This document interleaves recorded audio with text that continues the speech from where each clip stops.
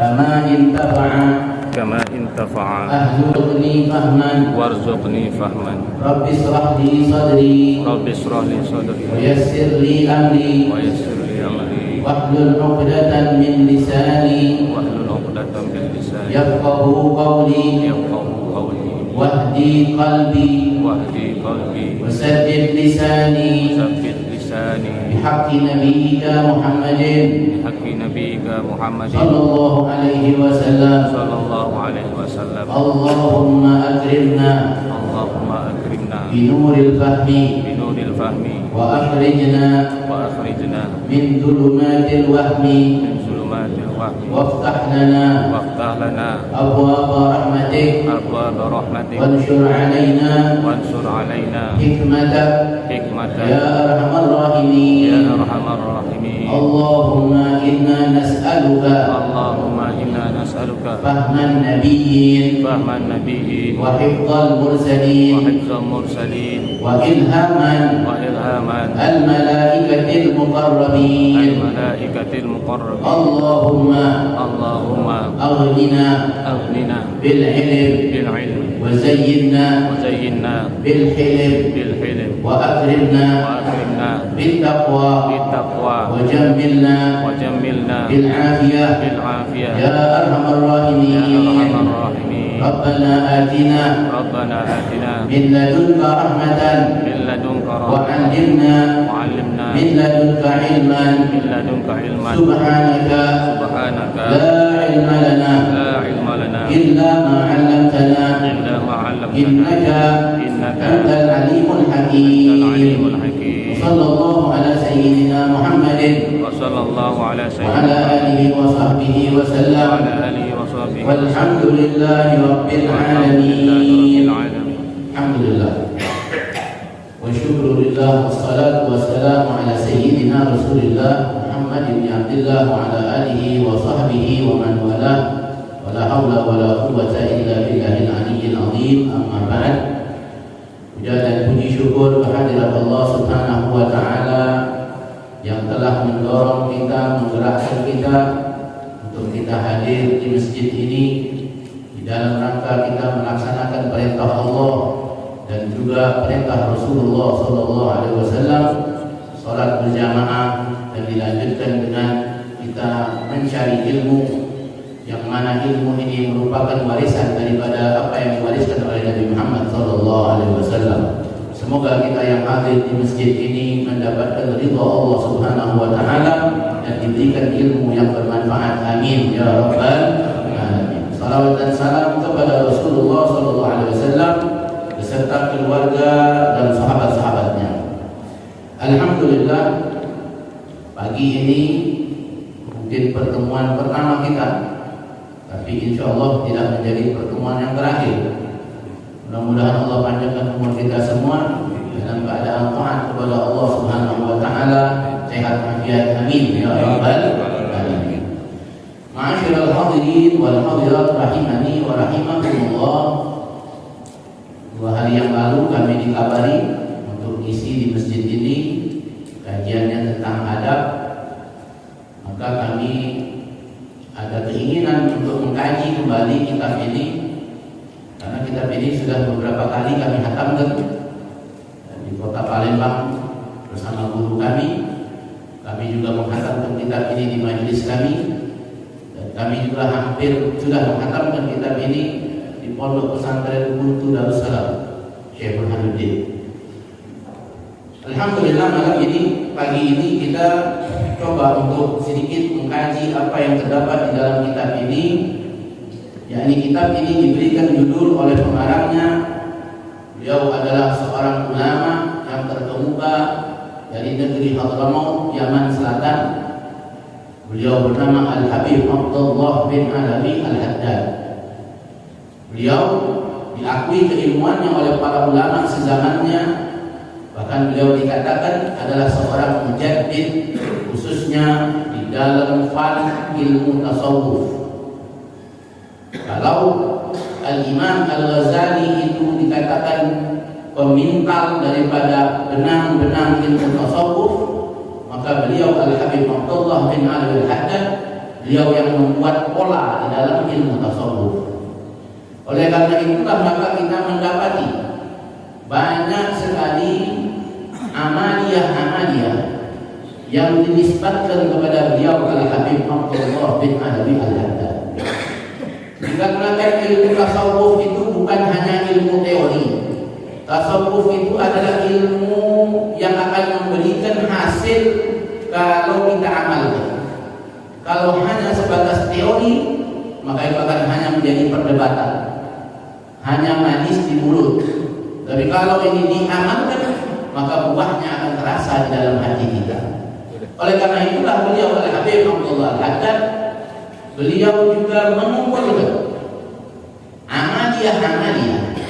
Mungkin di antara kita semua ada yang baca mengamalkan ini, di antaranya adalah Ratibul Haddad, yakni ratib atau zikir-zikir yang disusun oleh Al-Habib Abdullah bin Alawi Al-Haddad. Maka disebut Ratibul Haddad karena yang mengumpulkannya adalah Al-Habib Abdullah Al-Haddad.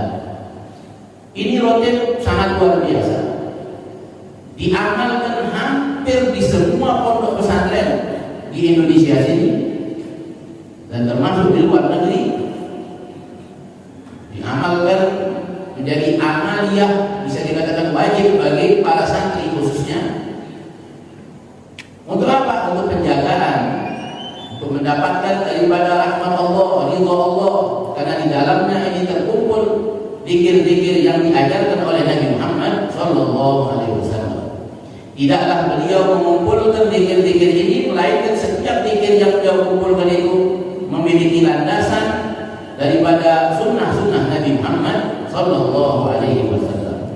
Kalau tadi dikatakan di sini dibacakan kitab Al-Adhkar, maka semua zikir yang ada di dalam Ratibul Haddad itu hampir semuanya ada di dalam kitab Al-Adhkar Al-Imam An-Nawawi. Alhamdulillah, beliau juga memiliki wirid dan hidib, di antaranya wirdul latif. Wirdul latif ini sering kita sebut dengan zikir pagi dan petang. Sebagian kita mungkin mengamalkan zikir pagi dan petang, tapi mungkin tidak bersumber daripada Al-Habib Abdullah bin Alawi Al-Haddad. Sebagian kalau tidak salah itu dikumpulkan oleh Hasan Al-Banna. Tetapi Al-Habib Abdullah Al-Haddad punya karangan sendiri. Beliau punya wirid sendiri, yakni wirid pagi dan petang, namanya wiridul latif. Juga beliau memiliki satu hizib, namanya hizib nasar. Hizib nasar ini hizib untuk pertolongan. Isinya di dalamnya itu bahkan merupakan ruqyah, amaliyah ruqyah, yang kalau kita baca ini hizib nasar, maka dengan sendirinya kita sudah meruqyah diri kita sendiri jika kita tidak butuh untuk diruqyah oleh orang lain. Nah, ini zikir-zikir yang seperti ini ya, sudah tersusun sedemikian rupa, kapan waktunya diamalkan. Seperti hizib nasar tadi dibaca selepas salat zuhur, wirdul latif dibaca selepas salat subuh dan selepas salat asar, karena zikir pagi dan petang. Sedangkan Ratibul Haddad itu diamalkan setelah salat isya, jadi sebagai penutup daripada amal kita di hari tersebut. Begitulah beliau Al-Habib Abdullah bin Alawi Al-Haddad di dalam ibrah beliau terhadap ilmu tasawuf. Dan kitab-kitab beliau mayoritas itu bercerita atau mengkaji tentang hal-hal yang sifatnya berkaitan dengan hati dan amaliyah-amaliyah. Nah, pagi ini kita sedikit ingin mengenal Al-Habib Abdullah Al-Haddad. Kalau dibacakan biografinya beliau ini panjang sekali, cukup kita mengenal sedikit bahwa beliau Al-Habib Abdullah Al-Haddad di sini dikatakan beliau dilahirkan wulida radhiyallahu anhu bisubair min dhawahi Madinatit Tarim. Beliau dilahirkan di kota Subair, yakni salah satu desa di kota Tarim, di Hadramut, di kota Hadramut, yakni Yaman Selatan. Lailatul Khamis di malam Kamis 5 Safar tahun 1044 Hijriah. Wa turabba fil Tarim wa qad kufa basarahu wa huwa shaghir. Beliau tinggal di Tarim, dididik di kota Tarim. Beliau matanya sudah tidak dapat melihat ketika beliau dalam keadaan kecil. Akan tetapi Allah Subhanahu wa taala menggantikan daripada penglihatan mata zahirnya itu dengan penglihatan mata batinnya. Bahkan dikatakan penglihatan mata batin beliau lebih tajam daripada penglihatan mata zahirnya beliau. Diceritakan satu hari ada beberapa orang dari negeri Maghribi di mana mereka mendengar akan kehebatan Al-Habib Abdullah Al-Haddad, kealimannya, kewaraannya, kewaliannya. Maka mereka datang dari Maghribi ke negeri Hadramaut. Tujuannya untuk membuktikan apakah benar Al-Habib Abdullah Al-Haddad ini seperti yang dibicarakan oleh orang-orang. Ketika mereka hadir di majelis Al-Habib Abdullah Al-Haddad, orang-orang ini duduk di paling belakang dan menjadi adat di negeri Hadramaut. Kalau majelis biasanya dibagikan gahwa, ya, kopi lah, kopi. Jadi majelisan sambil kopi ini boleh, ya, selama tidak mengganggu kekhusyuan di dalam majelis. Dan pagi ini misalnya dibagikan kopi tadi boleh, ya, tidak ada masalah. Sambil majelisan sambil kopi supaya matanya segar, karena memang kopi ini minuman orang-orang saleh. Da'us salihin. Terkhusus Al-Habib Abdullah Al-Haddad, beliau kalau bangun malam dia boleh, yang dia lakukan adalah bikin kopi. Karena kopi ini bisa juga membangkitkan semangat, ya, di dalam ibadah kepada Allah. Tapi apakah minum kopi ini hukumnya sunnah? Apa wajib? Tidak. Ya, hukumnya mubah saja. Kalau kita apa Nabi ngopi, ya, Nabi nggak ngopi. Ya, nggak ada riwayat Nabi ngopi, ada. Mungkin ada yang lupa hadisnya, mungkin nggak ada, ya. Nggak ada Nabi ngopi. Tapi Nabi minum susu, iya. Ya. Nabi minum air, iya. Dan air dingin yang disukai oleh Rasulullah SAW, tapi bukan pakai es batu. Ya, karena zaman itu belum ada es batu. Es batu itu baru ada di tahun 1948. Dan itu pun masih diimpor dari Amerika, kalau tidak salah sejarah itu, ya. Walhasil, ini beberapa orang dari negeri Maghribi duduk di paling belakang, dibagikanlah kopi. Ketika dia akan minum kopi tersebut, Al-Habib Abdullah Al-Haddad dari depan menegur, wahai orang yang fulan yang di belakang, hati-hati jangan diminum dulu kopi itu, karena di dalamnya ada lalat. Waktu dilihat memang di dalam kopi itu ada lalatnya. Dari situ mereka sudah membuktikan bagaimana kemuliaan daripada Al-Habib Abdullah bin Alawi Al-Haddad. Walaupun matanya buta, tetapi hatinya itu lebih tajam daripada pandangan zahirnya. Begitulah beliau Al-Habib Abdullah bin Alawi Al-Haddad. Kemudian beliau di masa kecilnya sudah menghafalkan Quran di umur 7 tahun, dan beliau berguru dengan banyak guru di negeri Hadramaut di Yaman. Kita tidak sebutkan satu persatu daripada guru-guru beliau, tapi di antara guru beliau yang cukup terkenal adalah Al-Habib Umar bin Abdurrahman Al-Attas, dan beliau adalah juga mengumpulkan zikir yang disebut dengan zikir Ratibul Al-Attas, yang mana zikir ini diamalkan selepas sholat maghrib. Begitulah perjalanan daripada kehidupan Al-Habib Abdullah Al-Haddad diisi dengan ilmu. Dikatakan oleh beliau, di antara maqalah beliau, dulu aku mengambil dari semua orang, dan sekarang semua orang mengambil dari diriku, kata beliau radhiyallahu anhu. Dulu aku belajar dari semua orang, dan sekarang semua orang belajar dariku, kata beliau.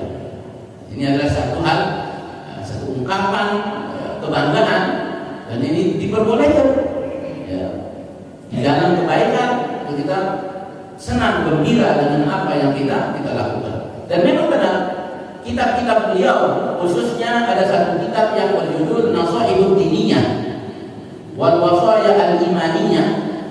Itu kitab dipuji oleh hampir semua kalangan ulama, dan mereka mengatakan itu kitab Nasaihud Diniyah merupakan intisari daripada kitab Ihya Ulumuddin Al-Imam Al-Ghazali. Jadi kalau kita mau membaca ringkasan Ihya, maka cukup baca Nasaihud Diniyah Al-Habib Abdullah Al-Haddad. Dan kitab ini diterjemahkan hampir ke seluruh bahasa di dunia. Jadi di dalam bahasa Inggris, bahkan di dalam bahasa Indonesia banyak sekali kitab ini sudah diterjemahkan. Kalau antum ada kesempatan beli kitab itu, jadi Nasihat Agama judulnya.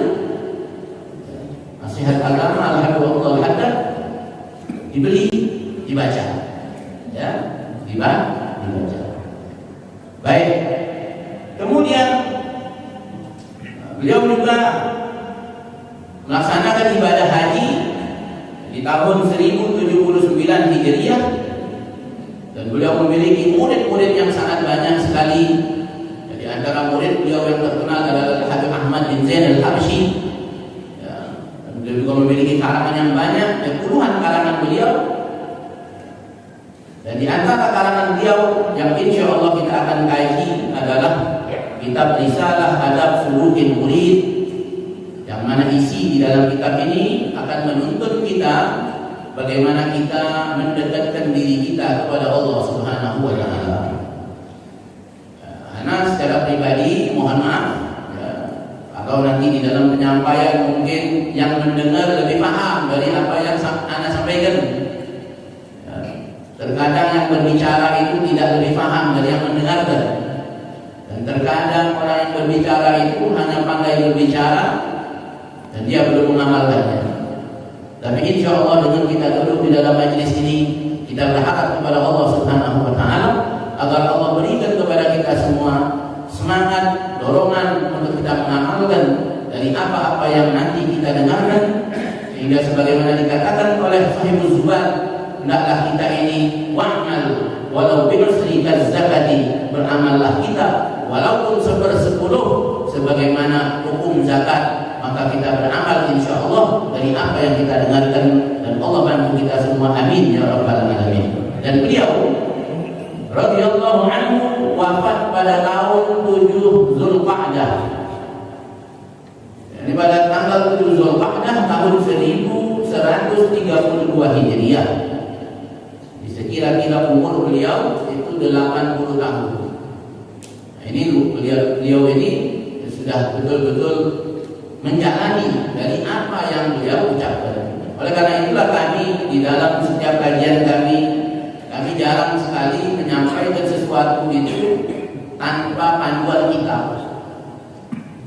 Jadi kami membaca kitab ini niatannya adalah menyampaikan apa yang diucapkan oleh Habib Abdullah bin Alwi Al-Haddad untuk diri kami dan untuk orang-orang yang mendengarkan apa yang kami ucapkan. Dan insya Allah beliau oleh Habib Abdullah Al-Haddad sebagaimana dikenal sebagai beliau Al-Haddadul Qulub. Beliau ini adalah tukang besinya hati. Tukang besinya hati. Kalau tukang besi itu merubah besi, bisa melunakkan besi. Besi itu dilunakkan, dibentuk dan sedemikian rupa.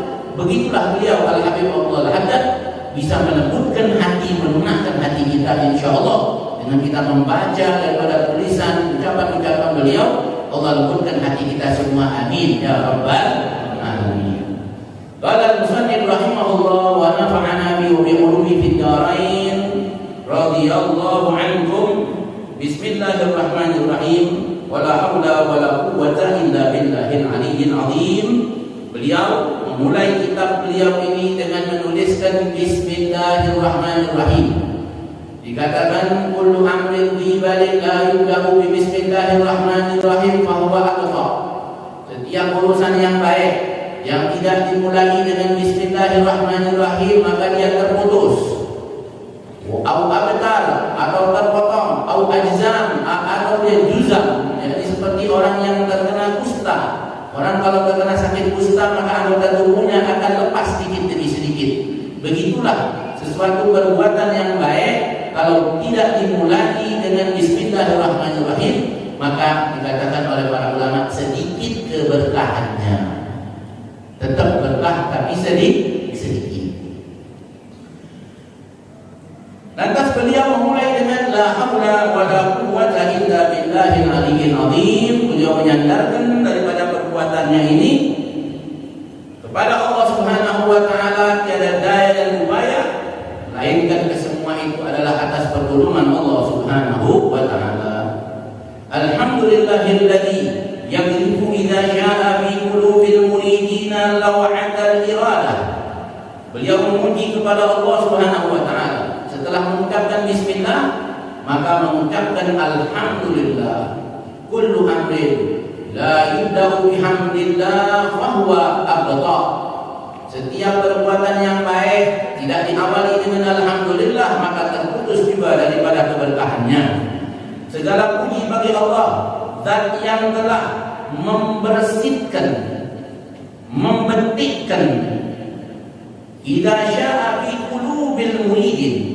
Jika Allah menginginkan, Allah akan betikkan, Allah akan bersihkan, Allah akan berikan kepada hati orang-orang yang ingin dekat kepada Allah Subhanahu wa taala law'atal iradah, yakni perubahan keinginan. Perubahan keinginan. Kita ini dikatakan dalam satu hari itu tidak kurang dari 7.200 hari hati kita ini berbolak-balik. Kalau tak percaya itu sendiri. Ya.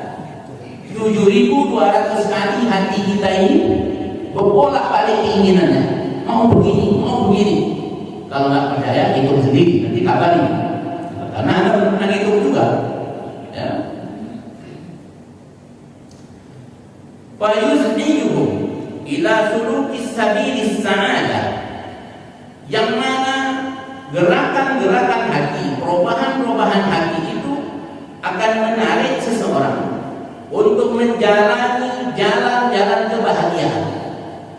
Jadi hati kita ini kadang ingin melakukan kebaikan, semangat. Nah, ini adalah karunia dari Allah Subhanahu wa taala.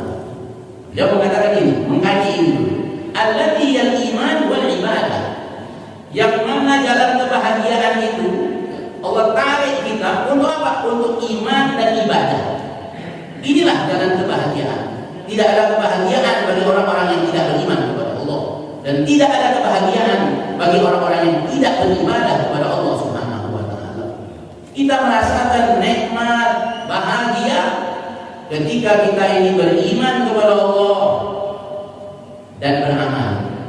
Wal 'asr innal insana lafi khusr illa alladziina amanu wa 'amilus shalihaat. Iman saja tidak cukup. Iman saja tidak cukup. Harus dibarengi dengan amal soleh. Supaya apa? Supaya kita tidak menjadi orang-orang yang merugi. Maka jalan kebahagiaan al-iman wal amal wal ibadah. Wa ma'un kulli rasmin wa 'adah. Dengan demikian Allah hapus daripada diri-diri kita ini gambaran-gambaran dan adat-adat yang buruk. Yang tadinya adat yang tak baik akhirnya berubah jadi baik. Yang tadinya tidak beriman akhirnya jadi beriman. Yang tadinya tidak beramal akhirnya jadi beramal. Nah, ini adalah dorongan yang Allah berikan ke dalam hati kita. Wa sallallahu wa sallam ala sayyidina Muhammadin ahli siyadah. Salawat dan salam kepada Nabi Muhammad sallallahu alaihi wasallam sebagai pemimpin para pemimpin. Tidak ada pemimpin melainkan mereka berada di bawah bendera Nabi Muhammad sallallahu alaihi wasallam. Bahkan Nabi sallallahu alaihi wasallam dengan bangganya, jadi boleh bangga boleh, sombong tak boleh. Nabi bangga, apa kata Nabi? Ana sayyidi Adam wa la faqar.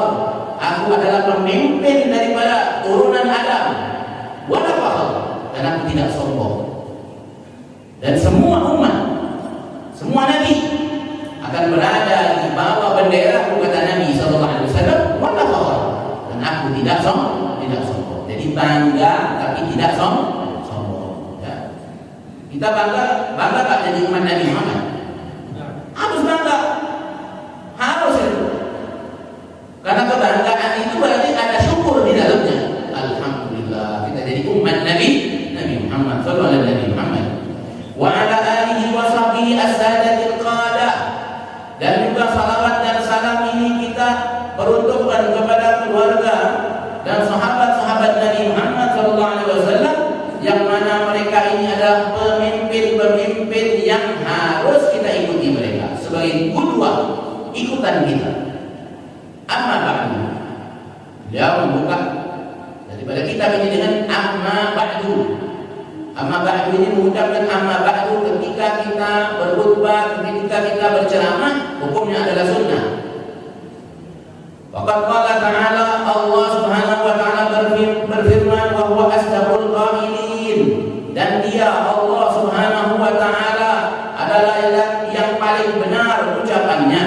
Sebenar-benar ucapan adalah firman Allah Subhanahu wa ta'ala. Wa ba'da a'udzu billahi minasyaitonir rajim. Man kana yuridul ajilata ajjalna lahu fiha ma nasha'u liman yuridu thumma ja'alna lahu jahannama yaslaha madmuman madhuran wa man arada al-akhirata wa sa'a laha sa'yaha wa huwa mu'minun fa ulaika kana sa'yuhum mashkura. Allah Subhanahu wa ta'ala berfirman di dalam Al-Qur'an, siapa orang yang menginginkan al-ajilah. Apa itu ajilah? Dunia. Nah, kita tasawuf ini jangan dianggap terlalu ditinggal. Sudah pantas kita ngaji ini, bahkan di sangat remaja pun nggak ada masalah ngaji tasawuf. Jadi sebagian orang menghindar ngaji tasawuf. Kenapa? Takut nanti tak cinta dunia lagi. Padahal cinta dunia itu pangkal segala kerusakan. Hubbud dunya ra'su kulli khati'atin. Jadi belajar ilmu tasawuf ini bukan supaya kita nanti hidupnya susah. Belajar ilmu tasawuf itu bukan berarti kita hidup dalam keadaan payah. Belajar ilmu tasawuf itu bukan kita meninggalkan dunia lantas kita hidup miskin, melarat, enggak. Bukan begitu. Dengan belajar ilmu tasawuf ini, kita harapkan diri kita ini kalau Allah berikan kepada kita karunia berupa harta, maka harta itu akan membawa kebaikan untuk dunia dan akhiratnya kita. Kalau Allah Subhanahu wa ta'ala tidak berikan kepada kita dunia, harta dunia, maka kita akan menerima itu semua dengan sabar dan qanaah kepada Allah Subhanahu wa ta'ala. Ini daripada tujuan belajar ilmu tasawuf. Nah, ini siapa orang yang menginginkan dunia kata Allah, ajalna lahu fiha ma nasya. Kami akan berikan kepada mereka. Kami akan berikan. Liman yuridu, kepada siapa orang-orang yang kami inginkan. Akan tetapi apa kata Allah? Tsumma ja'alna lahu jahannam. Tapi setelah itu kami akan berikan, jadikan bagi mereka itu jahannam yaslaha, neraka tempat kembalinya mereka, madmuman madhura, dalam keadaan mereka itu terhina, madhura, dan terusir. Diusir, jadi disuruh masuk ke dalam nerakanya Allah Subhanahu wa ta'ala. Termasuk ini ayat ini bisa ditafsiri dengan ayat yang tadi dibaca oleh imam kita pada rakaat yang pertama. Ya, tidak memberikan makan kepada fakir miskin, mengumpulkan harta dunia dan seterusnya, maka mereka ini tempat kembalinya adalah dalam nerakanya Allah Subhanahu wa ta'ala. Wa man arada al-akhir, siapa orang yang ingin akhirat, wa sa'alaha sa'yaha, dan dia berjalan dengan sungguh-sungguh untuk menuju akhirat tersebut, wa huwa mu'minun, dan dia beriman kepada Allah Subhanahu wa ta'ala, wa ulaika kana sa'yuhum mashkura, maka mereka itu adalah orang-orang yang di dalam usahanya itu akan dibalas oleh Allah dengan kebaikan-kebaikan, dan yang akan diberikan di surga oleh Allah Subhanahu wa ta'ala. Wal 'aqilah yang dunia, al-'aqilah adalah dunia. Fa idza kana al-murid laha fadlan 'anis sa'ili qalabiha masiruhu ila an-nar. Kata Abdullah Al-Haddad, seorang murid, beliau mengistilahkan murid ini dengan istilah murid ini, beliau maksudnya adalah orang-orang yang ingin menuju kepada Allah, berjalan kepada